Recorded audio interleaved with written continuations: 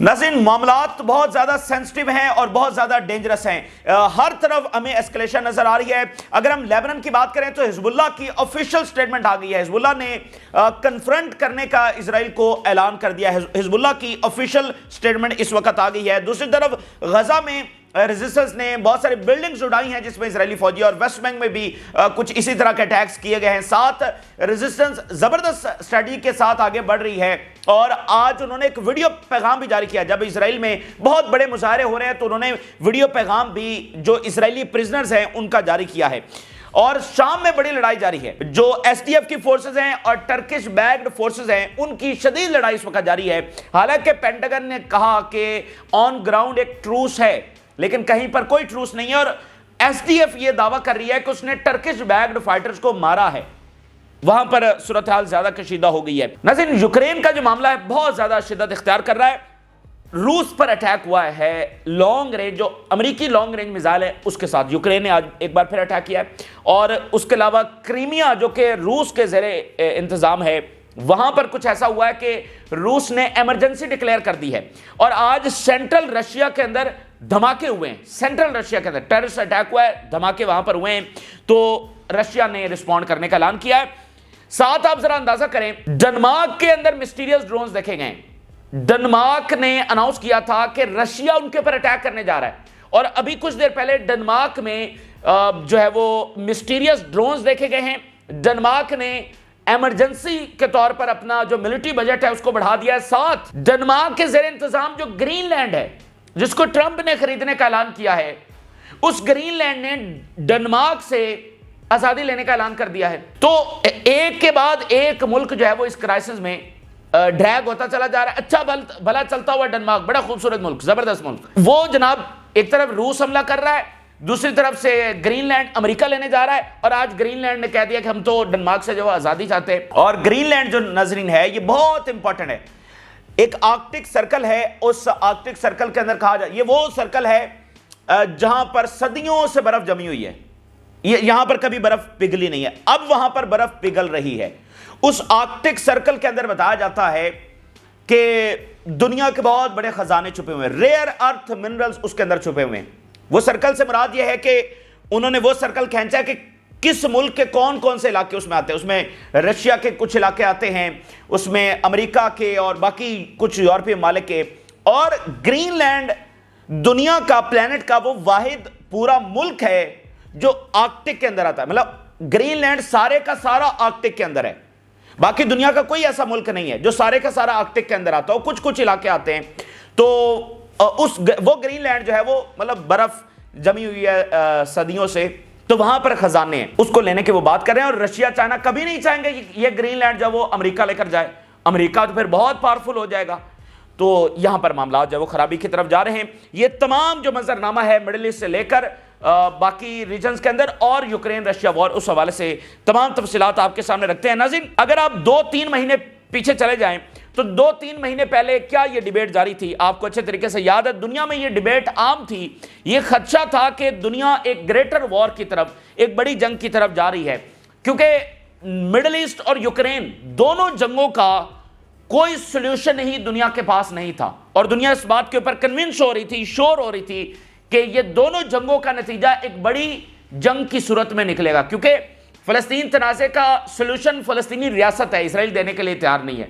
Ukraine जंग का solution जंग बंदी है on the terms of Russia, और वो ये है कि नेटो का मेंबर ना बना जाए, वो नेटो मानने के लिए तैयार नहीं है। तो इसलिए इसका नतीजा आलमी जंग या बड़ी जंग की सूरत में निकलेगा, डेफिनेट एक ही बात है। लेकिन फिर नाज़रीन क्या हुआ, ट्रंप की एंट्री होती है और ट्रंप जंगों को खत्म करने का नारा लगा देते हैं, यूक्रेन की भी और मिडिल ईस्ट के अंदर भी। ट्रंप ने यह अनाउंस किया कि वो अमन करवाएंगे और जो मौजूदा मिलिट्री कॉन्फ्लिक्ट चल रहे हैं इसको वो रुकवाएंगे। ये ट्रंप ने अनाउंस किया।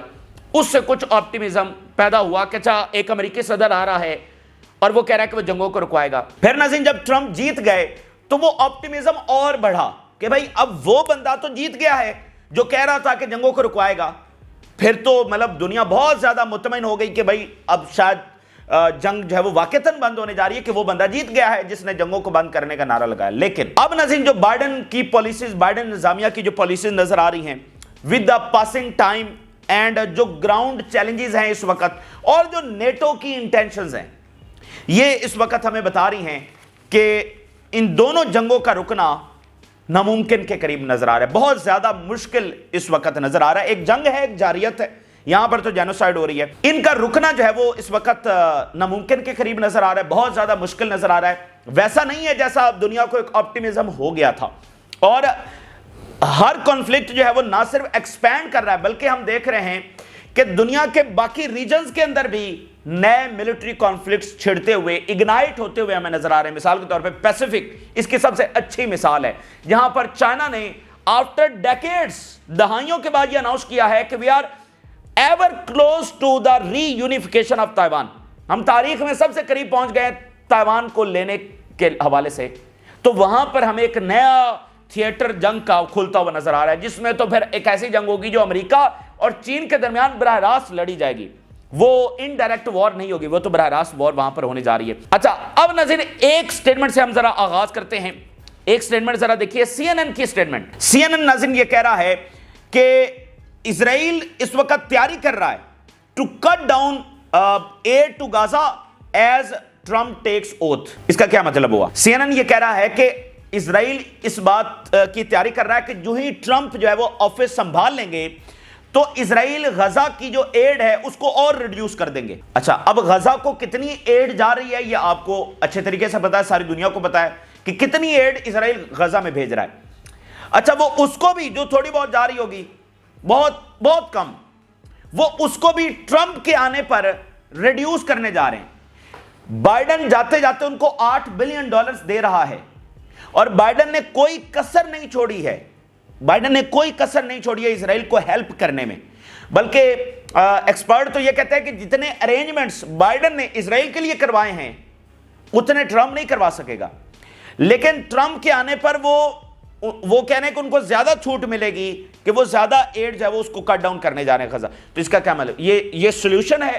یہ جنگ روکنے کی طرح معاملہ جا رہا ہے؟ نہیں، یہ جنگ کو بڑھانے کی طرح معاملہ جا رہا ہے، اور یہ ایک لمبی جنگ کا معاملہ جو ہے وہ لگ رہا ہے۔ اور اگر ہم دیکھیں تو ریزسٹنس کی جو اسٹریٹجی ہمیں نظر آتی ہے، ریزسٹنس نے جو اپنے آپ کو پوزیشن کیا ہے، آل ریزسٹنس کی ہم بات کر رہے ہیں، حماس سے حزب اللہ، یمن، سب کی بات کر رہے ہیں، انہوں نے اپنے آپ کو اسی طرح سے پوزیشن کیا ہے فار اے لانگ وار۔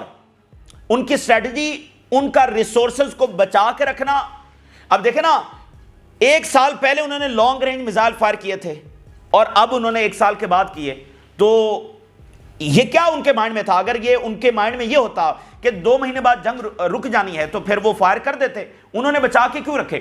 کیونکہ ریزسٹنس اس الٹیمیٹ اینڈ کو جانتی ہے، ان کو پتا ہے کہ یہ ایک لمبی جنگ ہے، تو وہ اپنے ریسورسز بچا کے رکھ رہے ہیں، اور وقت آنے پر ان کو ڈیفرنٹ اسٹریٹجیز کے ساتھ استعمال کر رہے ہیں، حزب اللہ بھی، حماس بھی، ہوتیز بھی، عراق کی ریزسٹنس بھی، اور شام کا تو معاملہ ذرا اس وقت بدل چکا ہے۔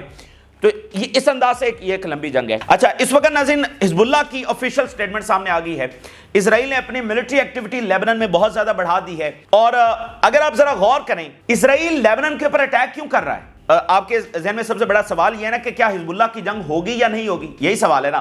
تو اسرائیل لیبنان کے اوپر اٹیک کیوں کر رہا ہے؟ پہلے تو اس کے پاس یہ جواز تھا نا کہ حزب اللہ چونکہ اٹیک کر رہی ہے اس لیے وہ اٹیک کر رہا ہے، اب تو حزب اللہ اٹیک نہیں کر رہی ہے، پھر اسرائیل کے پاس کیا جواز بچتا ہے کہ وہ لیبنان کے اوپر اٹیک کرے؟ تو اس کا مطلب یہی ہے کہ یہ فل اینڈ فائنل وار ہے۔ وہ حزب اللہ کو قبول نہیں کرتے، وہ حزب اللہ کی ایگزسٹنس کو قبول نہیں کرتے، اور حزب اللہ نے جو ان کو چاروں شانے چت کیا ہے، جو عبرتناک شکست دی ہے، اس کو وہ ریورس کرنے کے لیے ان کے لیے ضروری۔ دیکھیں نا، ایک بدماش ہوتا ہے، پہلے بھی شاید میں نے مثال دی ہے، اس کو کوئی تھپڑ مار کے چلا جاتا ہے، تو تھپڑ تو پڑ گیا، لیکن اب اس بچی کچھ عزت کو بچانے کے لیے، یا اس ہیبت کو ریوائیو کرنے کے لیے، جس نے اس بدماش کو سرے بازار تھپڑ مارا ہے اس کو نشان عبرت بنا دے گا، تو اس کی جو بچی کچھ عزت ہے وہ دوبارہ ریوائیو ہو جائے گی۔ اگر وہ اس کو نشان عبرت نہیں بناتا تو پھر اس کا ڈر جو ہے وہ ختم ہو جائے گا۔ تو اس کو سادہ الفاظ میں یہی سمجھ لیجئے کہ حزب اللہ نے ہٹ کیا، اسرائیل کو بہت برے طریقے سے ہٹ کیا، اور ان کو شکست دی، اسرائیل کے گولز اچیو نہیں ہوئے، تو اب اس ہیبت کو پراپرلی اسٹیبلش کرنے کے لیے ضروری ہے کہ وہ حزب اللہ کو نشان عبرت بنائیں، یہ ان کا گول ہے۔ تو اس لیے یہ جنگ ہونی ہے، اور حزب اللہ کی آفیشیل سٹیٹمنٹ آ گئی ہے جس میں وہ واضح بتا رہے ہیں کہ they are standing on their principles, और वो कन्फ्रंट करेंगे हर सूरत में इसराइल को। The occupation forces are carrying out shameful violations of the ceasefire to compensate for their failure on ground। ये जो on ground failure हुआ है उसको compensate करने के लिए ये सारा कुछ वो कर रहे हैं। Hezbollah will not change its principles and will deal with all developments according to these principles। वो confront करेंगे, हम अपने principles के ऊपर खड़े हैं। ये हिजबुल्लाह की दो लफ्जी स्टेटमेंट ऑफिशियल आई है। यहां पर नाज़रीन एक चीज जो स्टैब्लिश है हर तरफ कि ऑन ग्राउंड जो इजराइल को वहां पर शिकस्त हुई है और इजराइल के सारे इकदामात उसको रिवर्स करने के लिए हैं। भाई स्ट्राइक करने से क्या हिजबुल्लाह खत्म हो जाएगी? जरा सोचिए ना, एक फुल स्केल वॉर से हिजबुल्लाह खत्म नहीं हुई तो स्ट्राइक करने से कैसे हो जाएगी? 4 टैंक इधर भेज दिए, 6 टैंक इधर भेज दिए, ऐसे हिजबुल्लाह खत्म होगी? तो बेसिकली वो उसको, अब जरा इजरायली मीडिया और एक एनालिसिस हम आपके सामने रखते हैं इस बात को ज्यादा आसान अल्फाज में बताने के लिए।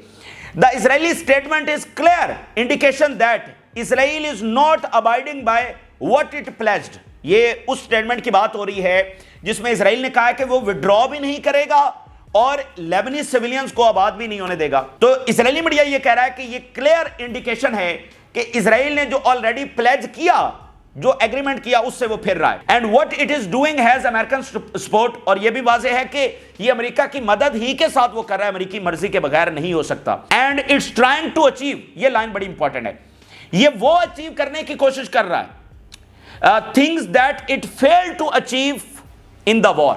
वो अपने गोल्स जो ये हिजबुल्लाह से फुल स्केल वॉर में अचीव नहीं कर सका इजराइल, उसको अब मुख्तलिफ अंदाज में अचीव करने की कोशिश कर रहा है। Failure to withdraw what ever the pretext will mean a return of the tension. Israeli media कह रहा है कि ये जो विड्रॉ नहीं कर रहा है इजराइल, इसका प्रीटेक्स्ट कुछ भी हो, यानी इसके जवाब कोई भी पेश किए जाएं, इसका नतीजा यही निकलेगा कि ये टेंशन विल कम बैक, यानी वो लड़ाई दोबारा शुरू हो जाएगी, इजरायली मीडिया लिख रहा है। अब जरा एनालिसिस देखिए। If the occupation remains it will be resisted.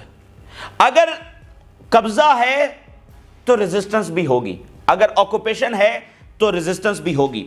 As for how and in what manner, और कैसे और किस अंदाज में, this will be determined by the resistance born from the womb of the Lebanese people। expelling the occupier is everyone's duty। resistance तो होगी, कब्जा है तो resistance लाज़िम मलज़ूम है, ये दुनिया के हर कोने में होती है। आप दुनिया के किसी भी मुल्क की मिसाल उठाकर देखिए जिसके ऊपर ऑक्युपायर ने आकर कब्जा किया है, वहां पर रेजिस्टेंस ने ऑटोमेटिकली जन्म लिया है। जैसे सुबह और रात, यानी दिन और रात एक दूसरे के लिए लाज़िम मलज़ूम है, इसी तरह कब्जे के साथ रेजिस्टेंस ऑटोमेटिकली जन्म लेती है, दुनिया के हर कोने में लेती है। तो यहां पर, और हिजबुल्लाह तो वो है जिसके बारे में वो लिख रहे हैं कि जिसने जबर के जमाने में आंख खोली, इजराइल की ऑक्यूपेशन के अंडर ही हिजबुल्लाह ने आंख खोली थी। हिजबुल्लाह एग्जिस्ट नहीं करती थी। जब इजराइल ने लेबनान पर कब्जा किया उसके बाद हिजबुल्लाह का जन्म हुआ। तो जिसका जन्म ही जबर में हुआ है वो किसी जबर से डरेगी? उसको कोई जबर खत्म कर सकता है जो पैदा ही जबर में हुआ है? ये बुनियादी सी बात है। वो अपनी जमीन से जुड़े हुए लोग हैं, कुर्बानियां दे रहे हैं कई दहाइयों से, उनको खत्म किया जा सकता है? कभी भी नहीं किया जा सकता है। और मैं आपको बता रहा हूं, आपने देखा है ये सब इजरायली फौज कैसे दुम दबा के भागी है, उनकी क्या सलाहियतें हैं, कितने वो ताकतवर हैं, कितने वो बहादुर हैं, सारी दुनिया ने देख लिया। So as soon as resistance come to action, अब ये अगर सवाल करेंगे भाई वो क्यों नहीं आ रहे, तो इसका जवाब तो हमारे पास नहीं है। उनकी अपनी स्ट्रेटजी है, जो भी वो सोच रहे हैं, लेकिन they will come back and as soon as वो वापस आएंगे तो फिर आप देखेंगे कि इजरायली फौज की दोबारा हालत क्या होती है। और जब तल अवीव और हाइफा में धमाके होंगे तो फिर आप इनकी हालत देखिएगा। गजा की अगर हम नाज़रीन बात करें तो गजा की जो रेजिस्टेंस है वो ग्रेट मिलिट्री माइंड्स के साथ और ग्रेट स्ट्रेटजी के साथ लड़ रही है, डिफरेंट स्ट्रेटजी के साथ लड़ रही है। इवन याहिया सिमर नहीं है और बड़े जो हमास के लीडर्स थे इस्माइल हानिया भी इस वक्त नहीं है, तो इसके बावजूद रेजिस्टेंस मुनज़्ज़म अंदाज में लड़ रही है। और उनका जो कमांड सेंटर है वो अभी तक इंटैक्ट है, यानी पीछे जो मेन कमांड सेंटर है जो डायरेक्शन दे रहा है वो अभी तक इंटैक्ट है। मुनज़्ज़म जिद्दोजहद जो है इस वक्त जारी है। और एक तरफ नाज़रीन जहां पर मुजाहिरे शिद्दत इख्तियार कर गए हैं तो उसको भी, उस फ्रंट के ऊपर भी हमास अपना किरदार अदा कर रही है। कैसे? रेजिस्टेंस ने आज एक बड़े लंबे अरसे के बाद वीडियो बयान जारी किया, वीडियो बयान, एक कैप्टिव का, एक फीमेल कैप्टिव का वीडियो बयान जारी किया। इसके बहुत ज्यादा इंपैक्ट है, ऑलरेडी मुजाहिरे शिद्दत इख्तियार कर चुके हैं اس درمیان دیکھیں نا چیزوں کو وہ کنیکٹ کر رہے ہیں کہ مظاہرے ہو رہے ہیں، ساتھ انہوں نے ویڈیو بیان جاری کر دیا، اس سے اور شدت آنے والی ہے۔ ابھی کچھ دیر پہلے یہ ویڈیو بیان جاری ہوا ہے۔ Al Qassam brigade publish a video of an Israeli female prisoner, اور اس کی مختلف سٹیٹمنٹس ہے، کافی 1.5-2 منٹ کا وہ ویڈیو ہے۔ وہ کہہ رہی ہے I ask you O Israeli government, I really want to ask you do you want to kill us. اب وہ کہہ رہی ہے کہ میں اسرائیلی گورنمنٹ تم سے سوال کرتی ہوں کہ کیا تم ہمیں واقعتاً مار دینا چاہتے ہو؟ کیونکہ میرے بہت سارے باقی جو یہاں پر لوگ تھے ہمارے ساتھی، وہ تمہاری بمباری کی وجہ سے مارے گئے۔ پھر اس نے فیملی کے نام پیغام جاری کیا اور کہا کہ شاید یہ میرا آخری پیغام ہو، مجھے نہیں پتا کہ میں زندہ واپس آؤں گی یا نہیں، کیونکہ جو مستقل بمباری ہو رہی ہے اس میں ہمیں کچھ انجریز بھی ہوئی ہیں اور بڑا مشکل ہے کہ ہم شاید سروائیو کریں یا نہ کریں اگر جلد از جلد ڈیل نہیں ہوتی۔ تو ایک طرف دیکھیں کنیکٹ کریں چیزوں کو، مذاکرات ہو رہے ہیں، مظاہرے ہو رہے ہیں، اس میں یہ ویڈیو بیان، اور اس میں وہ رو بھی رہی ہے کافی ایموشنل، تو یہ چیزوں کو اور مطلب اس مظاہروں کو اور شدت دے گا۔ تو منظم طریقے سے ہر ایک فرنٹ کے اوپر ریزسٹنس جب لڑ رہی ہے، اور یہ جو ویڈیو بیان جاری ہوا ہے، اگر اس کو بھی ذرا ہم ٹیکنیکلی اگر اس کو اینالائز کریں تو پراپر ریکارڈنگ، پراپر ایڈیٹنگ اور سب ٹائٹل ساتھ چل رہے ہیں، تو یہ ایک منظم پیچھے کمانڈ سینٹر کے بغیر کیا ممکن ہے؟ یعنی یہ کوئی ایک ایسا پھٹے حال کے اندر کوئی ویڈیو بیان نہیں ہے کہ بس وہ ریکارڈ کر کے جاری کر دیا، وہ نہیں ہے۔ پراپر اچھے ایک پروڈکشن کے ساتھ، اچھی لائٹنگ کے ساتھ، مطلب ایک پراپر جس کو کہتے ہیں نا کہ منظم انداز سے، جیسے وہ پہلے سے ویڈیو بیان جاری کر رہے تھے اسی انداز میں۔ تو یہ بہت ساری ایک ٹیکنیکل چیز میں نے آپ کے سامنے رکھی ہے۔ اچھا، تو ان کے ہیوج امپیکٹس ہیں۔ آن گراؤنڈ ریزسٹنس کیا کر رہی ہے؟ آن گراؤنڈ وہ شدید جانی نقصان بھی پہنچاتی چلی جا رہی ہے۔ ایک طرف سے تابوت جا رہے ہیں، ایک طرف سے ویڈیو بیان، ادھر سے ہوتیز کے میزائل، ادھر سے اسرائیلی جو سیٹلرز ہیں وہ جا رہے ہیں، اکانومی جو ہے وہ ڈیمیج ہو رہی ہے انٹرنیشنل محاذ کے اوپر، اور پبلک اوپینین جیسے چینج ہو رہی ہے۔ یہ سارا ایک کولیکٹیو پریشر ہے۔ اور آن گراؤنڈ ذرا دیکھیے، Gaza resistance detonate house infiltrated by Israeli troops, ایک گھر کو پوری طرح سے انہوں نے اڑایا جس میں اسرائیلی فوجی موجود تھے۔ The Palestinian resistance confronts Israeli occupation in Gaza and in the West Bank as it continues its aggression on the Strip and raids on West Bank، کیونکہ اسرائیل اپنا ایگریشن جاری رکھے ہوا ہے تو حماس بھی ریزسٹنس بھی ان کو کنفرنٹ کر رہی ہے غزہ میں بھی اور ویسٹ بینک میں۔ ویسٹ بینک سے ایک اسرائیلی سیٹلر کے مرنے کے اطلاعات سامنے آ رہی ہیں، ریمنگ اٹیک وہاں پر ہوا ہے۔ شام میں لڑائی جاری ہے، ہیوج لیول کے اوپر لڑائی جاری ہے ناردرن بارڈر کے اوپر۔ ایس ڈی ایف یہ بتا رہی ہے کہ اس نے بہت سارے ٹرکش بیگڈ جو فائٹرز ہیں ان کو مارا ہے، مطلب جانی طور پر مارا ہے۔ یہ بڑی بات ہے کہ وہ کہہ رہے ہیں کہ ہم نے ٹرکش بیکڈ فائٹرز کو مارا ہے، اور ساتھ ٹرکی کی جو نیشنل آرمی ہے وہ شیلنگ بھی کر رہی ہے، اور دماسکس جو فورسز ہیں وہ یہ کہہ رہی ہیں کہ وہ جو ہومس گورنیٹ ہے وہاں پر آپریشنز کر رہی ہیں اگینسٹ حزب اللہ ایلیمنٹس، ریمیننگ حزب اللہ ایلیمنٹس۔ اب یہ کون سے ریمیننگ حزب اللہ ایلیمنٹس ہیں شام کے اندر؟ یہ بہت بے تکی بات ہے، اور یہ ریزسٹنس سے بغض ہے، یہ ریزسٹنس کے ساتھ سیدھی دشمنی ہے۔ اب دیکھیں نا ریزسٹنس کا کیا قصور ہے کہ وہ اسرائیل کے ساتھ لڑ رہا ہے، تو ان کو یہ نظر نہیں آ رہا کہ اسرائیل شام کے اوپر قبضہ کر رہا ہے، اور الٹا یہ کہہ رہے ہیں جی وہ حزب اللہ کی باقیات کے خلاف ہم آپریشن کر رہے ہیں۔ وہ کون سی حزب اللہ کی باقیات بھائی؟ جو اسرائیلی فوج تمہاری ادھر دمشق کی گردن کے اوپر آ کر بیٹھ گئی ہے وہ نظر نہیں آ رہی، اور یہ حزب اللہ کے خلاف آپریشن کر رہے ہیں۔ تو یہ سیدھی دشمنی اور بغض والی بات ہے، اور بالکل غلط پالیسی ہے۔ اچھا، رشیا، یوکرین، یورپ، وہاں پر کیا ہو رہا ہے؟ ناظرین، حالات اس نہج کے اوپر جا رہے ہیں جہاں کسی کے پاس کچھ بھی نہیں بچے گا، یعنی وہ تباہ کن جنگ جس میں کسی کے پاس کچھ بھی نہیں بچنا ہے، جس میں کوئی ونر نہیں ہوگا، اس کی طرف الٹیمیٹلی اینڈ انفارچونیٹلی معاملات جا رہے ہیں۔ یوکرین نے امریکی لانگ رینج میزائلوں کے ساتھ اٹیک کر دیا ہے، ٹھیک ہے، ایک بار پھر آج اٹیک کیا گیا ان ڈیپ انسائیڈ رشیا۔ پھر رشیا کے سینٹرل ریجنز کے اندر ٹیررسٹ اٹیکس ہوئے ہیں، ٹیررسٹ اٹیکس، دھماکے ہوئے ہیں۔ ذرا 2-3 ہیڈ لائنز دیکھیے، اور رشیا نے ایمرجنسی بھی نافذ کر دی ہے۔ We will respond to the targeting our lands with American ATACMS missiles, ہماری لینڈ کے اوپر جو حملہ ہوا ہے اس کا ہم ریسپونڈ کریں گے، رشیا کہہ رہا ہے۔ 4 people arrested for planning to carry out explosion in crowded place in central Russia، کچھ کو گرفتار کر لیا گیا اٹیک سے پہلے۔ اب یہ کون سے لوگ ہیں جو کراؤڈڈ پلیس میں یہ سارا کچھ کرنے جا رہے تھے؟ کچھ کارروائی کو انہوں نے ناکام بنایا ہے، ٹھیک ہے، تو یہ بھی رشیا کے سینٹرل ادھر ہونے جا رہا ہے۔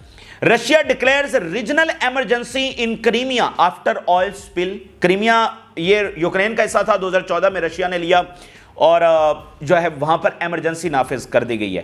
زیلنسکی کا بیان دیکھیے، Trump can be decisive in the war and can help us to stop Putin, Trump جو ہے وہ ہماری مدد کر سکتا ہے پیوٹن کو روکنے میں۔